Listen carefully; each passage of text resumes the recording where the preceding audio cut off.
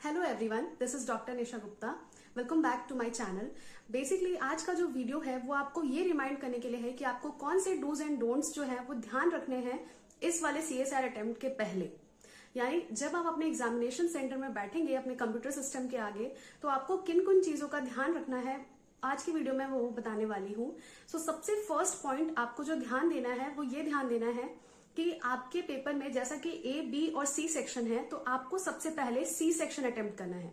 Because you already know कि उसमें 75 questions होंगे एंड उस 75 में से आपको अटेम्प्ट करने हैं सिर्फ 25। सो उसमें स्क्रीनिंग में टाइम लगेगा। सो फर्स्ट टिप ये है मेरा कि सबसे पहले आप C सेक्शन से स्टार्ट कीजिए। उसमें 1.5 आवर्स आप दे सकते हैं, 1 hour 20 minutes लेट से।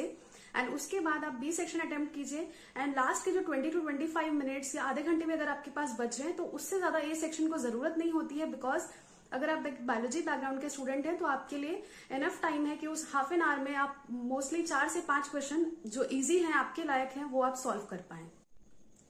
सेकेंड टिप ये है कि आपको क्वेश्चंस अटेम्प्ट करते वक्त किन सीक्वेंस का ध्यान रखना है। सो सबसे पहले आपको जिन सीक्वेंस का ध्यान रखना है वो ये है कि C सेक्शन से मैच द फॉलोइंग क्वेश्चन सबसे पहले आपको निकालने हैं। यानी कि जो भी 75 क्वेश्चन है उनमें से आप जल्दी जल्दी आगे नेक्स्ट करके मैच द फॉलोइंग क्वेश्चन ढूंढिए। Because match the following question का आंसर निकालना थोड़ा सा इजी होता है कंपैरेटिवली बाकी क्वेश्चन से। Now match the column question को भी देख के आपको बहुत ज्यादा रश नहीं करना है कि आपको इजी क्वेश्चन दिख गया आप फटाफट उसका आंसर मार्क कर दे रहे हैं। नो, बिकॉज आपको पता होगा कि इन रिसेंट ईयर्स के पेपर को आप देखिए, कम से कम 3 मैचिंग करेक्ट आपको पता हो तब जाके मैचिंग क्वेश्चन आजकल बन रहे हैं। यानी ऐसा नहीं है कि आपको एक ही ऑप्शन पता है। हो सकता है कि कोई मैचिंग वाला क्वेश्चन ऐसा हो जो एक ऑप्शन से ही आपका बन जाए, ऑप्शन एलिमिनेशन से, but this is not the case with all the matching question. So you have to remember कि आपको कम से कम क्रॉस चेक करना है 2 बार कोई भी ऑप्शन पिक करने से पहले। तो ये हो गया सीक्वेंस कि आपको मैच द कॉलम फॉलो करना है सबसे पहले एंड उसको आंसर करते वक्त आपको बार बार क्रॉस चेक करना है कि आप सही आंसर पिक करें या नहीं। तो आपको ऐसे 4 से 5 क्वेश्चंस मिल जाएंगे मैचिंग के, चाहे आप शिफ्ट 1 में जाएं या फिर शिफ्ट 2 में जाएं। उसके बाद आपको चूज करना है कोई भी डायग्रामेटिक क्वेश्चन अगर आपको दिख रहा है तो आप वो देखिए। बिकॉज डायग्रामेटिक क्वेश्चन में जैसे कुछ अगर मिसिंग है, क्वेश्चन मार्क लगा है, उसमें लिखा होता है कि what is A, B, C, D, तो आप उन क्वेश्चंस को पिक कीजिए। बिकॉज उसको भी ऑप्शन एलिमिनेशन से आप इजीली आंसर फाइंड आउट कर सकते हैं।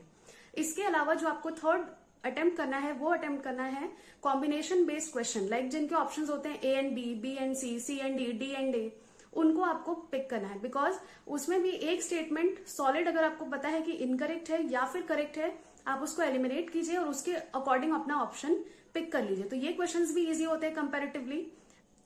इसके बाद जाइए आप एक्सपेरिमेंटल क्वेश्चंस पे, यानी कि एक्सपेरिमेंटल क्वेश्चन जिसमें थोड़ा सा क्वेश्चन लेंदी होता है और स्टेटमेंट जो होते हैं वो सिंगल होते हैं। यानी एक रिसर्चर ने सर्टेन प्रोटीन आइसोलेट किया, उसमें ये ट्रीटमेंट किया, तो जो आउटकम आया है उसका एनालिसिस किया होता है, कुछ ग्राफ भी होता है, कर्व भी होता है, तो उसका आप डिकोड करते जाइए। अगर आपसे बन रहा है वेल एंड गुड, नहीं तो आप स्किप कर दीजिए। बिकॉज यू हैव 75 क्वेश्चन, उसमें से आपको 25, ऐसा नहीं कि आपके पास 25 है तो पूरे 25 करने हैं।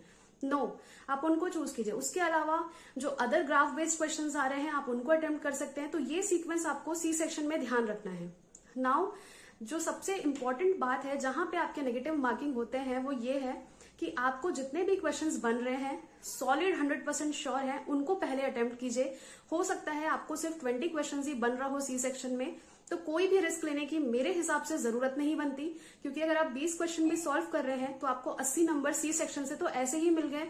नाउ अगर आप B सेक्शन से 10 क्वेश्चन भी सही करते हैं, 15 क्वेश्चन भी सही करते हैं और 5 क्वेश्चन A सेक्शन से बना लेते हैं, then you are good to go.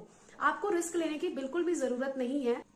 Now एक और इम्पॉर्टेंट टिप जो मैं यहाँ पे दूंगी वो ये है कि क्वेश्चन में एक्सट्रीम वर्ड्स जो होते हैं उनको आपको मिस नहीं करना है। बिकॉज C सेक्शन के क्वेश्चंस लेंदी होते हैं एंड लास्ट में एक लाइन लिखा होता है क्वेश्चन एंड होने के बाद में कि which of the following are correct statement, या फिर ये लिखा होता है इनकरेक्ट स्टेटमेंट, या फिर which of the following is false, which of the following is true. तो आपको उस क्वेश्चन के एक्सट्रीम वर्ड पे फोकस करना। अगर नॉट करेक्ट पूछा है इट मीन्स आपका जो आंसर है वो अलग होगा, करेक्ट पूछा है तो अलग होगा। तो आप हमेशा माइंड में अपने से मिसरीड मत कीजिए। थोड़ा सा पॉज लेके 10 सेकेंड्स का प्रॉपरली उस क्वेश्चन को पढ़िए, या फिर मेरा एक छोटा सा टिप फॉलो कीजिए कि क्वेश्चन को पढ़ने से पहले, यानी जो लंबा वाला पोर्शन होता है ऊपर में, उसको पढ़ने से पहले एक्सट्रीम वर्ड को पढ़ लीजिए। यानी कि क्या दिया है, विच of the following is not correct, which of the following is correct, तो उसके हिसाब से आप क्वेश्चन अगर पढ़ेंगे तो आपके माइंड में वो फीड हो जाएगा कि आपको करेक्ट स्टेटमेंट निकालना है या फिर इनकरेक्ट स्टेटमेंट। तो ये एक प्रो टिप है। उसके अलावा बी सेक्शन से I will humbly request to all of you कि बी सेक्शन में जो क्वेश्चंस बन रहे हैं उसी को अटेम्प्ट कीजिए। जबरदस्ती अगर आपको 10 क्वेश्चन में ही ऐसा लग रहा है कि सिर्फ मैंने 10 ही अटेम्प्ट किया, पूरे 35 हमें करने थे जो 50 में से, तो उसको 20 खींच के मत लाइए, बिकॉज आप जो गेन कर रहे हैं मार्क्स वो भी लूज कर देंगे। सो अगर 10 ही बन रहे हैं, 15 ही बन रहे हैं, तो उसको अटेम्प्ट कीजिए। नाउ ए सेक्शन में भी आपको यही रखना है कि जो इजी हैं, रीजनिंग के क्वेश्चंस हैं, या कोई डायग्रामेटिक क्वेश्चन है, कोई ग्राफ वाले हैं, या फिर कोई सीरीज वाले क्वेश्चन है, उनको अटेम्प्ट करने की कोशिश कीजिए, बिकॉज ये सारे इजी होते हैं, उनके गलत होने के चांसेस थोड़े से कम होते हैं बजाय आप लॉन्ग मैथमेटिकल कैलकुलेशन वाले। सो ये तो हो गई सीक्वेंस की बात। नाउ क्विकली एक बार रिकॉल कर लेते हैं कि आपको क्या क्या करना है एंड क्या क्या नहीं करना है। सो फर्स्टली आपको सी सेक्शन से स्टार्ट करना है, then B and then A. C section में आपको सबसे पहले मैच द फॉलोइंग, उसके बाद कोई ग्राफ बेस्ड क्वेश्चन है तो उसे अटेम्प्ट करना है, देन कॉम्बिनेशन बेस्ड क्वेश्चन भी जो है वो आपको 5 से 6 मिल जाएंगे अटेम्प्ट करने लायक। उसमें ऑप्शन एलिमिनेशन मेथड का यूज कीजिए एंड एक्सट्रीम वर्ड पे फोकस कीजिए। नॉट ट्रू पूछा है, इनकरेक्ट पूछा है, करेक्ट पूछा है, बिकॉज उसकी वजह से बहुत बार आप आके देखते हैं जब क्वेश्चन पेपर आपका रिलीज होता है तब आपको लगता है कि अरे शिट, मैंने तो क्वेश्चन ही गलत पढ़ लिया था। तो ये वाली चीजें आपके साथ में नहीं होनी चाहिए, because all these silly mistake will decrease your marks. And इसके अलावा आपको रश नहीं करना। अगर आपको एग्जामिनेशन में ऐसा लग रहा है कि बहुत सारे क्वेश्चंस नहीं बन रहे हैं, पेपर टफ लग रहा है, तो पेपर टफ सभी के लिए होगा, सिर्फ आप अकेले नहीं होंगे। So try to recall all your important revision point that is stored in your mind. So आप ये कोशिश कीजिए, थोड़ा सा काम हो जाइए एंड एक क्वेश्चन नहीं बना उसको स्किप कीजिए, दूसरा नहीं बना, तीसरा नहीं बना, तो ऑटोमेटिकली हमारे माइंड में थोड़ा सा टेंशन क्रिएट हो जाता है कि यार कुछ नहीं बन रहा। बट हमेशा ये याद रखिए कि बहुत सारे ऑप्शंस आपके पास हैं। अब उस 3 घंटे में ही आपको उसका प्रॉपर यूटिलाइजेशन करना है कि हाँ मेरे पास यही टाइम बचा है, अब इसमें मुझे अपना बेस्ट देना है। जितना भी मैंने पढ़ा है आपके हिसाब से भी क्वेश्चन बिल्कुल मिलेंगे। ऐसा नहीं कि 3-4 क्वेश्चन आपने स्किप कर दिया तो आपके अकॉर्डिंग आपके पढ़े हुए सिलेबस में से कुछ क्वेश्चन नहीं आया है। जस्ट कूल एंड काम होके उन क्वेश्चंस पे पहुंचिए, उनका आंसर प्रॉपरली दीजिए एंड एक बार क्रॉस चेक कर लीजिए कि हाँ जिन क्वेश्चंस को आपने अटेम्प्ट किया है वो प्रॉपर सही है कि नहीं, वो उसी टाइम पे कर लीजिए। अगर आप उसको लास्ट के लिए बचा के रखेंगे देन वो कहीं ना कहीं वो टाइम नहीं मिलेगा आपको, बिकॉज इतना कम टाइम होता है आपके एग्जामिनेशन में।